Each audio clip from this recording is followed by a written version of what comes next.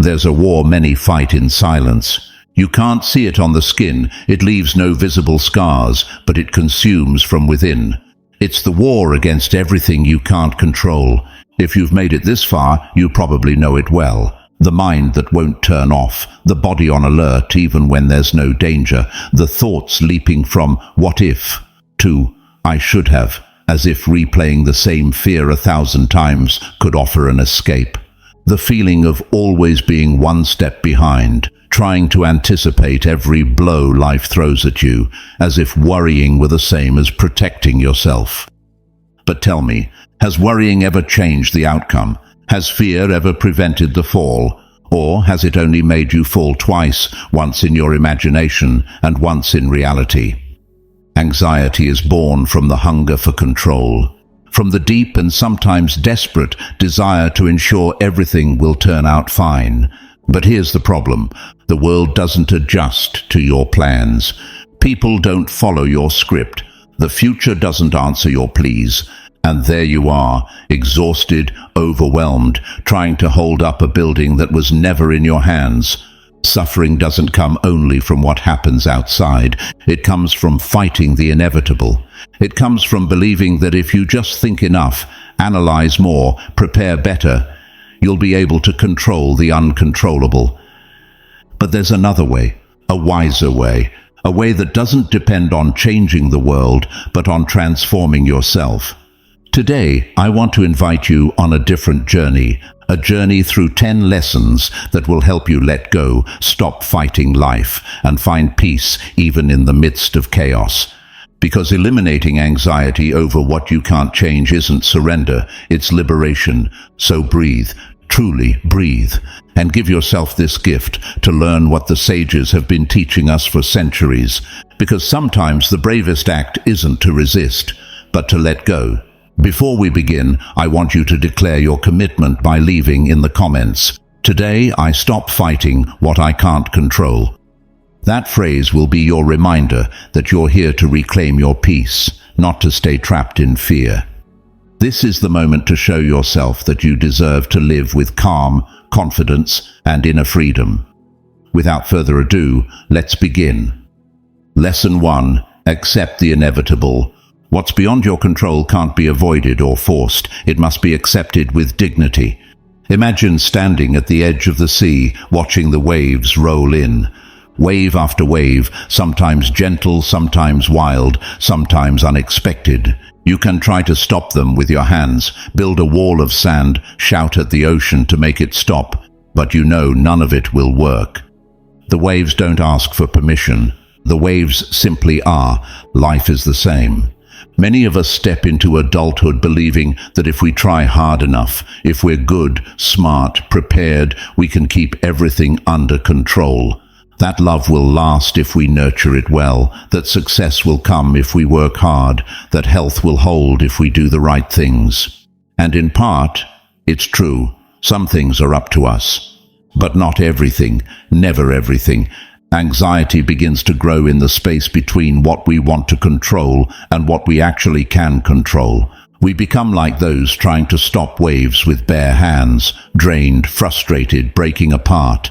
Because part of us refuses to accept that pain, uncertainty, loss are part of the human landscape. Accepting the inevitable doesn't mean passive resignation.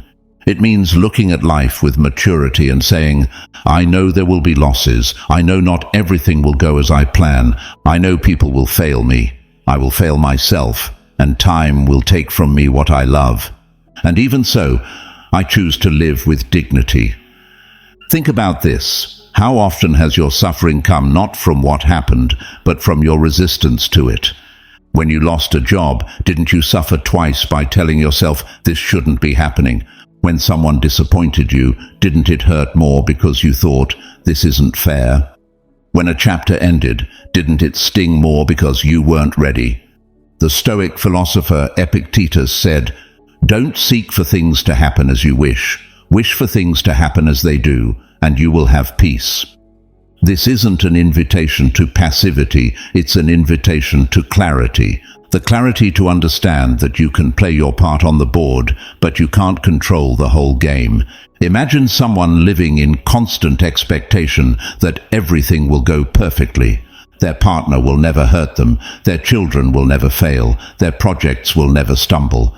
That person lives with one foot in anxiety, the other in disappointment. But the one who accepts the inevitable lives differently, they prepare for change, for loss, for imperfection, and still choose to love, trust, and move forward. Accepting the inevitable is an act of immense courage. It's saying to life, I know you come with no guarantees, but here I stand, heart open. It's embracing the mystery without needing to control every detail. Let me offer you something practical. Today, think of something that has stolen your peace simply because you cannot change it. Maybe it's a relationship that didn't work out. Maybe it's a diagnosis that came without warning. Maybe it's the feeling that time is slipping by too fast. And ask yourself, what would happen if, instead of fighting it, I accepted it? What energy would I free up if I stopped resisting? How would my way of walking through life change if I stopped demanding it fit my desires? Acceptance is not a final point, it's the first step. When you accept, you stop wasting energy on lost battles. When you accept, you reclaim strength to dedicate to what truly matters. And here, in this very moment, begins the bridge to the next lesson. Focus on what depends on you, because once you know what you can't control, you're ready to discover where your true power lives. So breathe, let go of the sand wall, and get ready to walk toward the only shore where you'll always have influence, your own mind, your own heart, your own response. Lesson 2. Focus on what depends on you. Your mind, your actions, and your responses are your only true domain of power. There's a moment right after you release what you can't control when a space opens up. A space that used to be filled with worries, expectations, fears. And that's where many people get scared, because if I'm no longer watching over everything outside, what do I do? If I can't control others or guarantee that everything will go as I hope, what's the point? And here comes the most powerful Stoic answer of all. The meaning is within you. Picture an archer. He prepares his bow, takes aim, adjusts for the wind, draws the string, and shoots. All of that is his domain. But once the arrow is released, it escapes his control. The wind may change, the target may shift, the shot may miss. The wise archer doesn't obsess over the outcome. He focuses on the only thing that's his, the preparation, the aim, the intention. So it is with you. Anxiety often doesn't come from what's happening outside, but from forgetting who you are in response to it. You can't control whether someone loves or rejects you. You can't control whether you're recognized or overlooked. You can't control whether your plans succeed or fail, but you can control what you think of yourself. You can control how you show up in the world. You can control whether you keep trying, whether you rise after falling, whether you respond with compassion or resentment. Marcus Aurelius, Emperor of Rome and a practicing Stoic, said it with disarming clarity. You have power over your mind, not outside events. Realize this, and you will find strength. That is your true territory. Not what happens, but how you choose to face it. Perhaps you've been putting your energy where it doesn't belong, trying to change people who don't want to change, trying to control outcomes left to chance, trying to predict the unpredictable, and in that effort you've drained yourself. Today is the time to redirect that energy toward you, toward your character, your habits, your daily choices. What does this mean in practice? It means that instead of obsessing over whether someone replies to your message, you focus on the intention with which you sent it. Instead of stressing over how you'll be received in an interview, you focus on arriving prepared and authentic. Instead of fighting for someone's love, you strengthen the love you cultivate within. There's immense freedom when you realize the greatest power isn't out there, it's in you, because then you no longer need applause to feel worthy. You no longer need external approval to stay calm. You no longer require the world to align perfectly to be at peace. Peace flows from the inside out.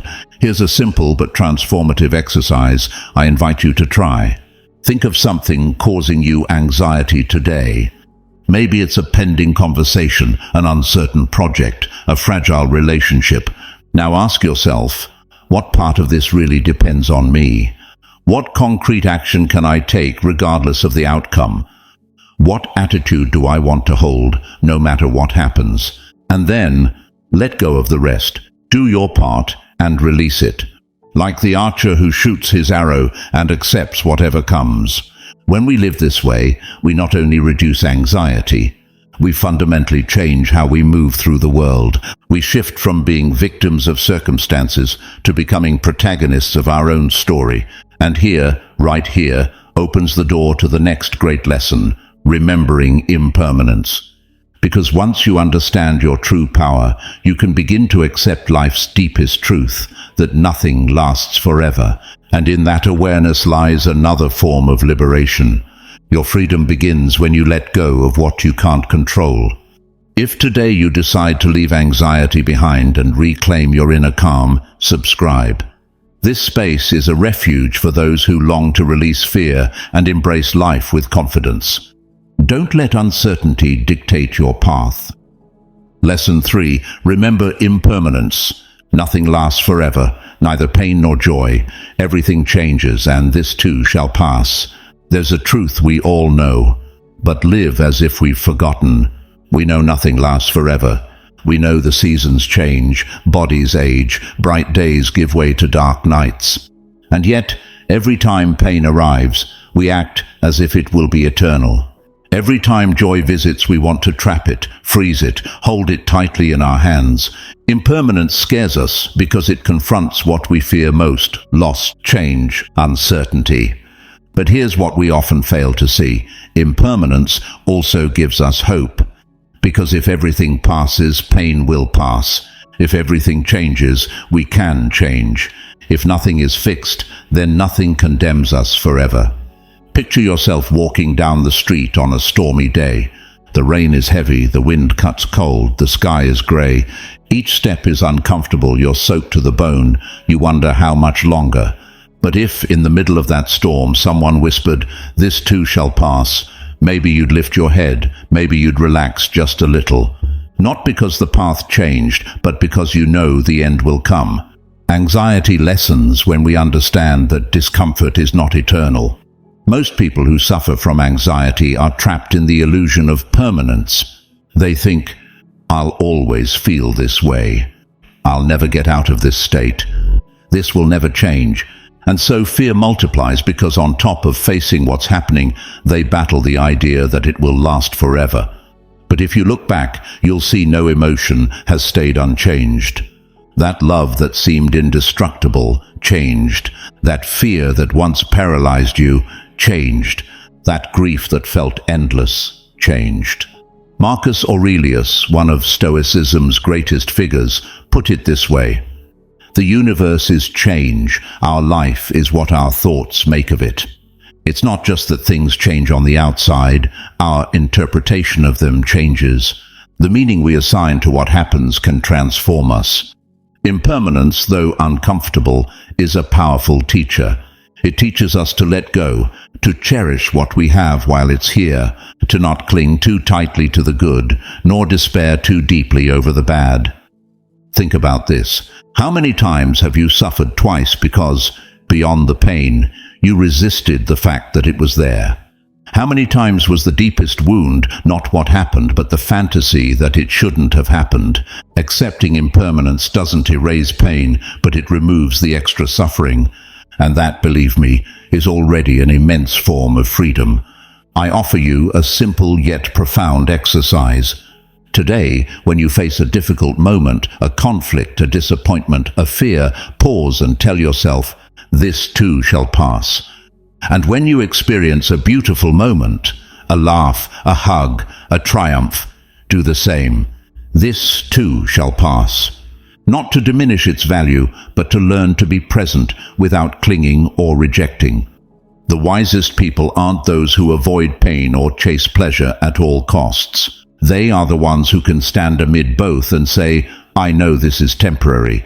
I will fully inhabit it, but I will not make it my identity. Anxiety loses power when we remember this. When we understand we are not what we feel, nor what happens to us, nor what we possess. We are the space that observes, learns, and adapts. And in that space we find calm. It's true, you can't control the rhythm of life, but you can learn to move with it, like a surfer who doesn't stop the waves but learns to ride them, like a tree that doesn't resist the wind but learns to bend without breaking. Here, at this point on the journey, a powerful question arises. How can we live each moment knowing it will pass? The answer leads us directly to the next lesson. Do your best and let go of the outcome. Because when you understand everything is fleeting, you discover that the only thing that truly matters is the quality of what you give right now. Not to guarantee a result, but to honor the moment. And that, my friend, changes the game. Lesson 4. Do your best and let go of the outcome. Fulfill your part with excellence, but don't cling to the final result. If you've ever tended a garden, you know you can prepare the soil, plant the seed, water it carefully, shield it from the wind, but you can't force the plant to grow. You can do everything right, and still unexpected rains come, pests appear, seasons shift. Growth doesn't depend solely on your hands, though without your hands it can't even begin. Life is the same. We've been taught that success depends solely on our effort. If you want it badly enough, you'll achieve it. If you work hard, you'll get what you want. If you're good, the world will be good to you. But reality is more complex. You can love someone deeply, and they might still leave. You can carefully prepare a project, and it might fail due to external factors. You can care for your health with discipline, and still fall ill. This doesn't mean effort doesn't matter. It means effort is the only part of the deal that's truly yours. The result is not. This is where many people get trapped in anxiety. They believe that if they just work hard enough, think long enough, control everything tightly enough, they can guarantee a perfect outcome. And when life proves otherwise, they break inside. The Stoic key is this: do the best you can, and then let go. Give your part with honesty, with passion, with integrity. And once you've done that, accept whatever comes. Peace doesn't come from controlling the outcome. It comes from being at peace with your action. Marcus Aurelius wrote it in his Meditations like a personal mantra. Do what needs to be done. The rest is not your concern. Not because he was indifferent, but because he understood where his power ended. Picture an artisan crafting a clay pot. He shapes the clay with patience, fires it with precision, paints it with care. He does his part, but afterward, if the pot breaks in the buyer's hands, if fashions change, if it doesn't sell, that's no longer in his control. And the wise artisan doesn't measure his worth by sales, but by the excellence of his craft. Bring this to your own life. How many times have you given your best and still judged yourself by the result? How many times have you acted from love, from generosity, from truth, and still punished yourself because it didn't turn out as you hoped? The problem wasn't your action. The problem was your attachment to the outcome. Do your best in your relationships. Be honest, be present, be loving. Do your best at work. Be professional, be creative, be responsible. Do your best with yourself. Be compassionate, be disciplined, be realistic. And then breathe, release. The world won't always respond the way you want, but your peace doesn't have to depend on that. Here's a powerful practice you can try. When facing a challenge, ask yourself, what's my part here? What really depends on me? How can I act with excellence without obsessing over what I can't control? And afterward, whenever you notice your mind racing toward the result, remind yourself, my part is done. Now I let life do its part. This doesn't mean apathy or passivity. It means trust. Trust in yourself because you know you did the right thing, and trust in life because you understand it has its own rhythm, its own turns, its own lessons. When we live this way, something extraordinary happens. Anxiety diminishes, tension loosens, the fear of failure loses its grip. And in that space of inner freedom, we become more creative, more courageous, more authentic. This is where the bridge leads to the next lesson. Other people's opinions are not your problem, because when you do your best and release the outcome, you begin to realize you also don't need to carry the weight of others' judgments. What's external stops defining you. And there, my friend, another level of liberation begins. Lesson 5. Other people's opinions are not your problem. Other people's judgments speak about them, not about you. Stop carrying that weight. Up to this point, you've learned to accept the inevitable, to focus on what depends on you, to recognize impermanence, and to release the outcome after doing your best. But now we come to one of the most subtle and dangerous traps for inner peace: the weight of other people's opinions. There's an old saying, if you can't please everyone, at least please your own soul. And yet, how many of us live enslaved by the eyes of others? How many decisions have we made, not because they were authentic, but because we craved approval? How many dreams have we locked away for fear of judgment, criticism, or rejection? Anxiety feeds on the "what will they say?" We worry about how we're perceived, about whether we fit in, about whether we disappoint. We want to be seen as successful, admirable, lovable. And little by little, without realizing it, we begin to build an invisible prison, a life designed to be accepted by others, not lived by ourselves. But here comes a liberating truth. Other people's opinions are not your responsibility. What others think of you belongs to their inner world, not yours. It speaks of their values, their wounds, their expectations, and trying to control it is like trying to catch the wind with your hands, exhausting and pointless. Think about this. You can be kind, and someone will call you weak. You can be firm, and someone will call you cold. You can speak up, and someone will say you talk too much. You can stay quiet, and someone will call you arrogant. No matter what you do, there will always be someone who interprets your actions through their own lens. Are you going to live constantly adjusting your essence to every gaze, or will you learn to walk lightly, knowing you weren't born to fulfill everyone's expectations? The Stoics understood this clearly. Epictetus said, "If you want to improve, be prepared to be ridiculed and attacked by others." Why? Because growth makes people uncomfortable, because authenticity confronts, because living from the soul stirs insecurity in those living from the mask. The key here is not to become indifferent or arrogant, but to focus on the only thing that truly matters, your own judgment. Ask yourself, am I acting with integrity? Am I consistent with my values? Can I look myself in the mirror with respect, regardless of what others think? If the answer is yes, move forward. If the answer is no, adjust for yourself, not for them. Don't make other people's opinions your compass, or you'll end up lost. Now, I know it's not easy. We're biologically wired to seek acceptance. We are social creatures. Rejection hurts, criticism stings, but feeling that pain is one thing, letting it define your life is another. Here's a powerful exercise. The next time someone criticizes you, or you feel the fear of what will they think, pause for a moment. Take a deep breath and ask yourself, who is this opinion coming from? Is this someone whose judgment I respect, or just someone projecting their own story? Does this criticism really say something about me, or does it speak about them? When you learn to separate who you are from what others project onto you, you will discover something remarkable: lightness. The lightness of walking through life without the weight of 1,000 watching eyes.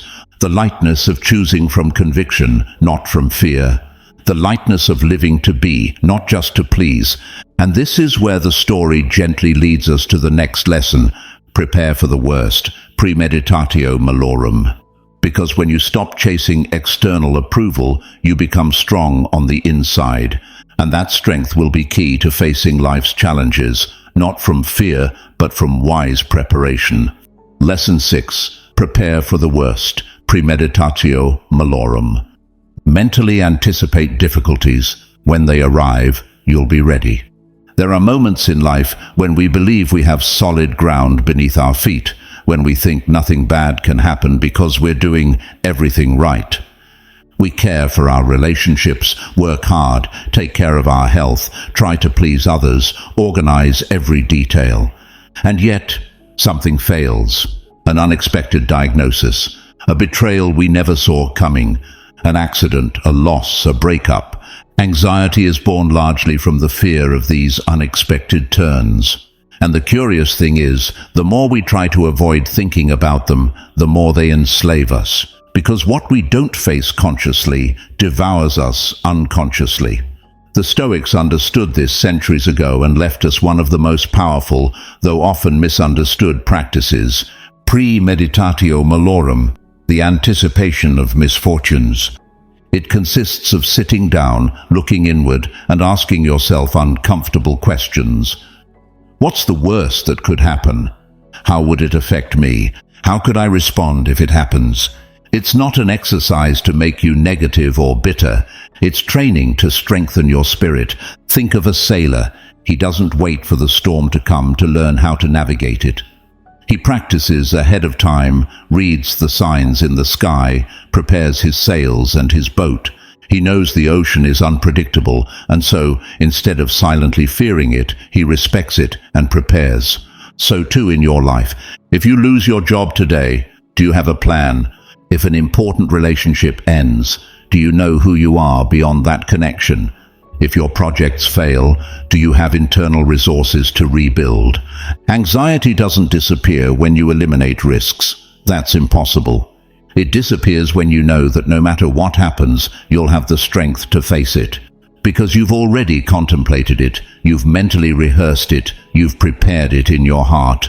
Marcus Aurelius wrote upon waking, "Today I will meet people who are selfish, envious, aggressive."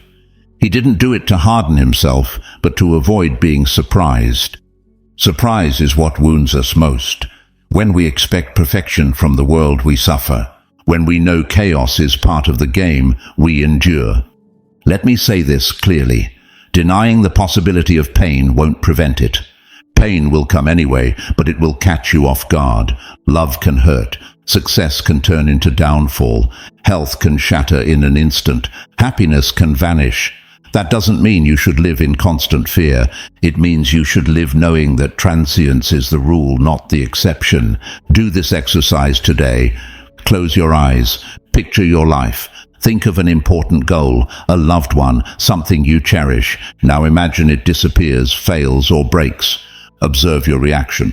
What do you feel? What do you think? How do you respond? And then ask yourself, what part of me would still stand even if I lost this? That's where your strength lives. That's where your freedom begins. There's another dimension to this exercise that many don't grasp. When you prepare for the worst, you also start to value what you have more.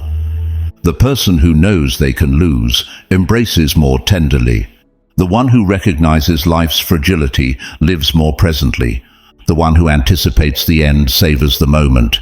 Anxiety often multiplies because we believe we won't survive the blow.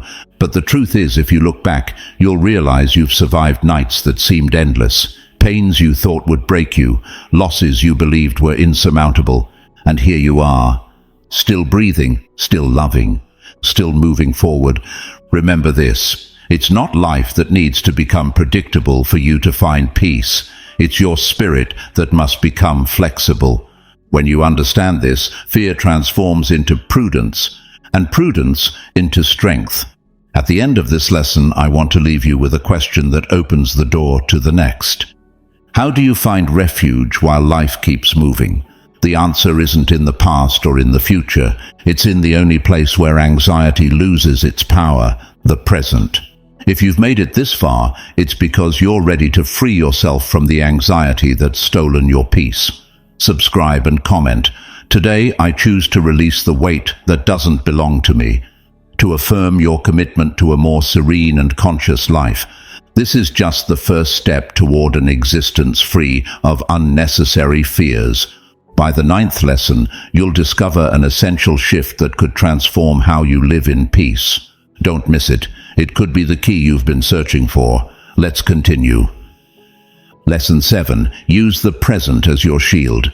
Anxiety lives in the future. Your strength lives in the now. The anxious mind has a special talent for inventing catastrophes that haven't happened. It's like a tireless film director projecting movie after movie on the screen in your head. What if they reject me? What if I fail? What if I end up alone? What if I'm not enough? The problem isn't that these questions appear. The problem is that we believe them. We let ourselves be carried away by them, get trapped in their arguments, and disconnect entirely from the only thing that's real, this moment.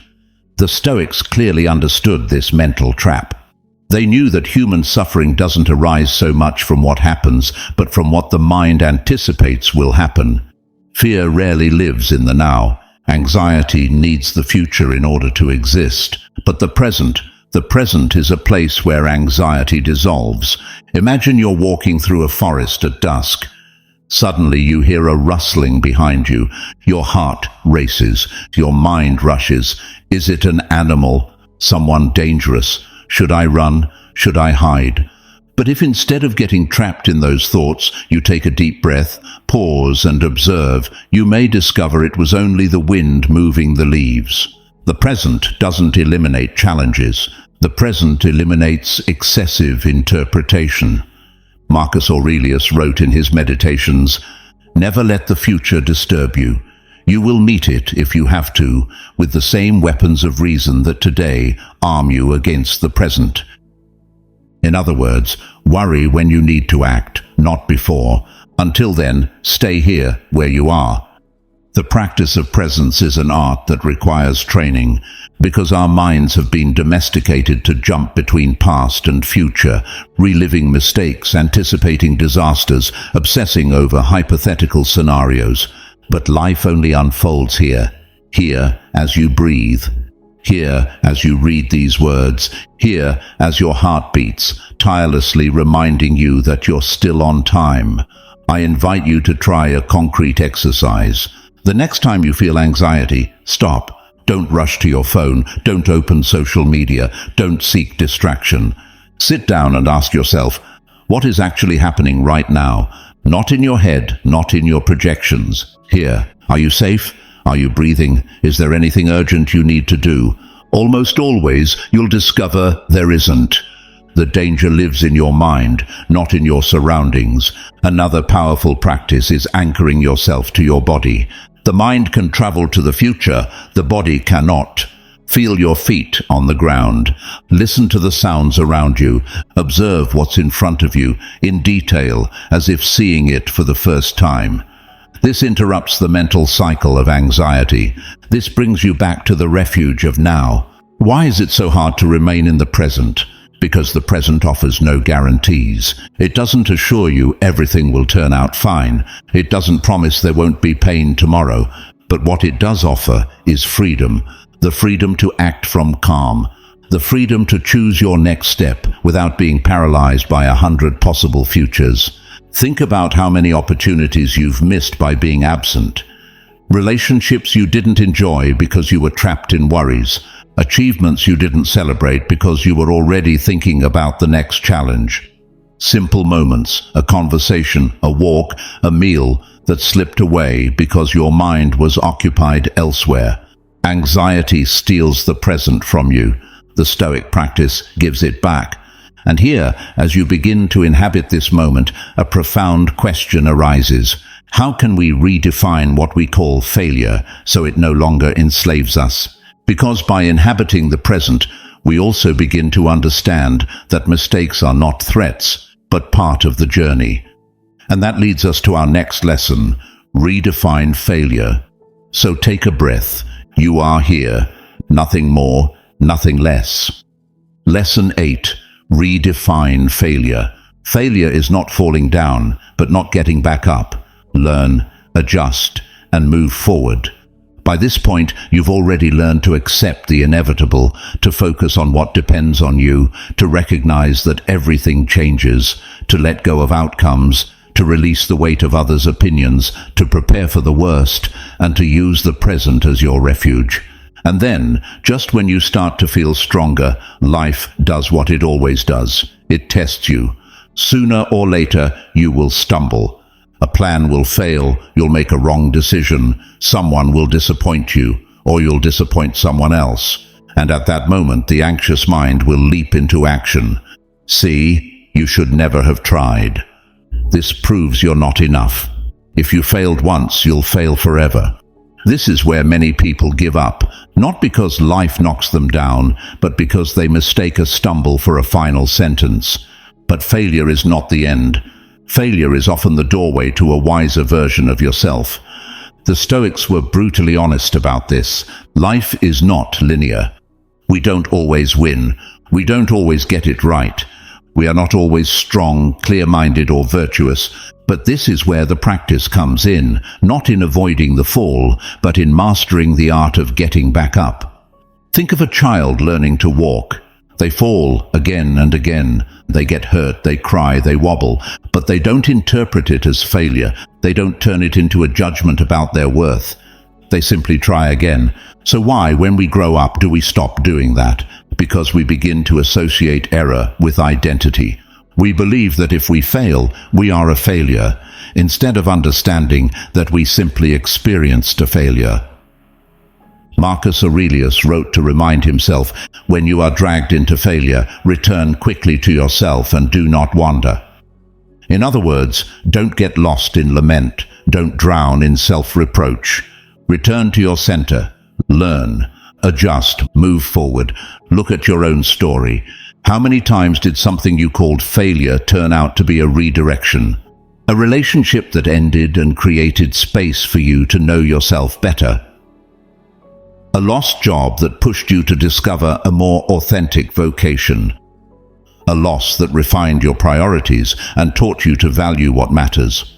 Of course it hurts, of course it disrupts, but pain doesn't invalidate learning, and learning is what turns the fall into evolution. Here's a powerful exercise I invite you to try. Think of a recent failure. Don't deny it, don't minimize it. Look it in the face. Now ask yourself, what did I try? What did I learn? How can I do it differently next time? And then ask yourself the most important question of all, what does this really say about me? Because if your answer is, I'm a mess, I'm useless, I'm incapable, stop. That's not failure speaking. That's your fear disguised as judgment. Failure in itself is neutral. We are the ones who color it with meaning.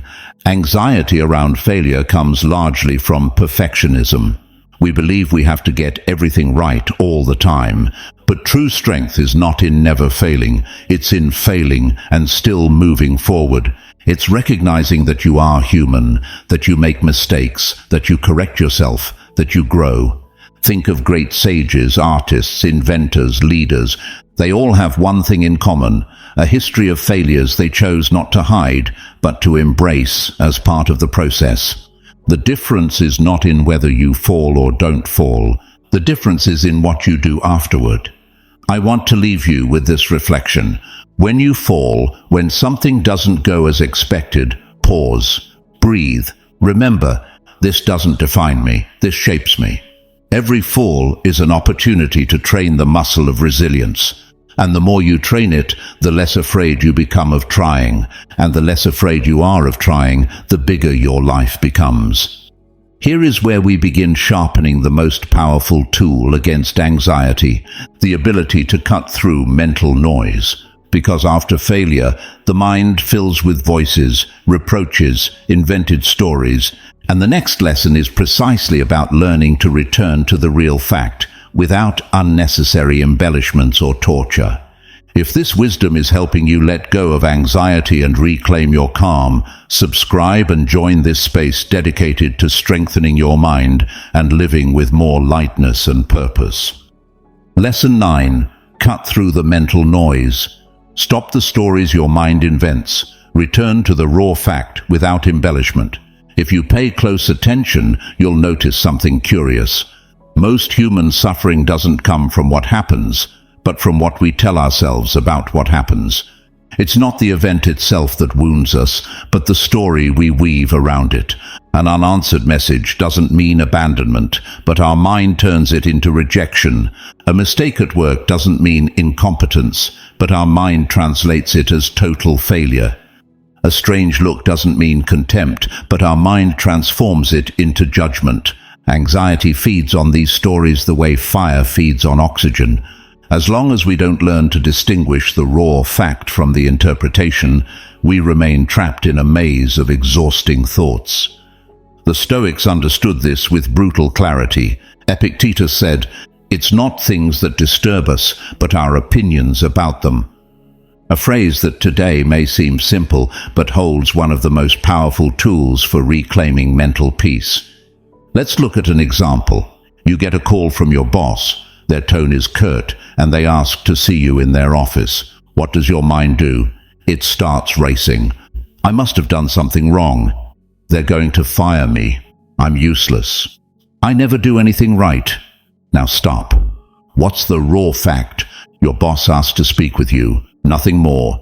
Everything else is speculation, embellishment, stories you've layered on top. This doesn't mean denying reality or living in naivety. It means learning to see what is, not what we fear it might be. The anxious mind is like a relentless narrator that doesn't know when to stop. You wake up in the morning and it's already commenting, "You slept badly. You won't perform well today. Look at those bags under your eyes. You're a mess." You go out. They looked at you weird. They're judging you. You get home. You didn't accomplish anything today. You're falling behind. If you don't learn to recognize this noise, you'll mistake it for truth. Here's a powerful exercise. The next time you feel anxious, stop, pause. Ask yourself, what's the concrete fact here? What part is interpretation? What real evidence do I have for this belief? This small moment of analysis is like switching off the internal radio. It lets you regain perspective, reduce the drama, and return to calm. A common example, you're on a date, and the other person checks their phone. The mind reacts. They're bored. They're not interested. This is a disaster. But the raw fact is, the person checked their phone. Period. The interpretation is optional, and in that freedom, in that pause, true emotional strength begins. Stoic practice doesn't aim to turn you into a machine without feelings. It aims to teach you to distinguish between what depends on you, your interpretation, and what doesn't, what happens outside. The clearer you are on that difference, the lighter you'll live. Another powerful tool. When you notice yourself trapped in anxious thinking, switch to third person. Instead of saying, "I'm going to fail," tell yourself, "My mind is telling me I'm going to fail." This small linguistic shift creates distance between you and your mind. It reminds you that you are not your thoughts. Thoughts are fleeting events, not eternal sentences. Anxiety deflates when you stop treating every story as a fact. When you recognize that the mind exaggerates, distorts, repeats old patterns. When you give yourself permission to return to the present moment, to the real data, to the here and now. Marcus Aurelius wrote, "If you're in pain, it's because you endure it. If you can't endure it, it's because you've avoided it. If you've avoided it, why complain?" It's an invitation to ask yourself, am I reacting to real pain or to the story I'm telling myself? And here we arrive at the threshold of the final lesson. Because when you manage to cut through the mental noise, you realize something greater. You are much stronger than you thought. Resilience doesn't come from control, but from the ability to stand before the uncontrollable. And there, right there, awaits our 10th lesson. Remember, you are stronger than you fear. Lesson 10. Remember, you are stronger than you fear. Resilience doesn't come from control, but from flexibility in the face of the uncontrollable. We've reached the end of the path. You've crossed through difficult landscapes. You've learned to accept the inevitable, to focus on what depends on you, to embrace impermanence, to release attachment to outcomes, to free yourself from the opinions of others, to anticipate hardship, to take refuge in the present, to redefine failure, to cut through mental noise. And now comes the deepest lesson of all, recognizing your own strength. Anxiety is a master of deception. It whispers that you can't handle it, that you won't survive if you lose that person, if you fail at that project, if you get rejected, if life doesn't go as planned. It tells you you're fragile, brittle, inadequate. But here's a far more powerful truth you must engrave in the center of your mind. You are much stronger than you imagine. Take a moment to reflect on everything you've been through so far. Remember the nights you thought you couldn't make it, and yet you saw the sunrise. Remember the moments when your heart was shattered, and somehow, without noticing, it beat with hope again. Remember the times life brought you to your knees, and even trembling, you stood back up. Resilience doesn't mean you don't feel fear, sadness, or uncertainty. Resilience means you keep walking, even when those emotions walk beside you. It means being flexible where you were once rigid, creative where you were once inflexible, humble where you once only wanted control. You are not strong because you can handle everything. You are strong because you know when to surrender to what you cannot change, and still choose to love life anyway. The Stoics understood this like no one else. Seneca said, "It's not that we have little time, but that we waste much of it." And much of the time we waste is spent doubting ourselves, believing we're too fragile to face loss, change, uncertainty. But the greatest proof of your strength is already in your story. The fact that you're still here, reading these words, seeking to grow, learn and heal, means that within you lives an inexhaustible reserve of resilience. Pause now, take a deep breath and ask yourself, what wounds have I survived? What challenges have I faced, even trembling with fear? What has life taught me about my own capacity to endure? You may not see it at first glance, but that strength is in you. It's in every time you chose to get back up, in every time you chose to forgive, in every time you chose to try again, in every time that, despite the fear, you kept showing your heart to the world.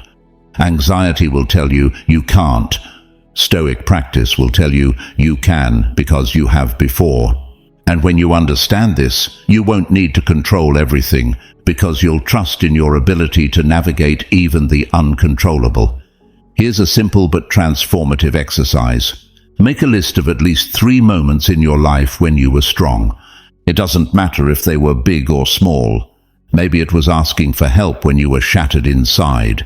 Maybe it was ending a relationship that no longer served you. Maybe it was keeping on with your work in the middle of uncertainty. Write them down, read them out loud, remind yourself who you really are, and most importantly, understand that your strength doesn't make you invulnerable, it makes you human. Human who feels, who falls, who cries, who doubts, but who keeps going. Flexibility, not rigidity, is the true mark of inner power. And here, dear reader, dear listener, is where the circle closes. You've walked with me through these 10 lessons. You've heard stories, reflections, tools. Now I ask you, what will you do with this strength you've rediscovered in yourself? Will you keep living from fear, or will you begin to live from trust? Will you keep trying to control everything, or will you learn to dance with uncertainty? Because there, in that final step, in that choice, is where the true meaning of overcoming anxiety over what you cannot change is defined. And that's where we'll meet in the conclusion, to leave you with one last reflection I hope will stay with you for a long time. You've reached the end of this journey. 10 lessons, 10 beacons lit amid the storm.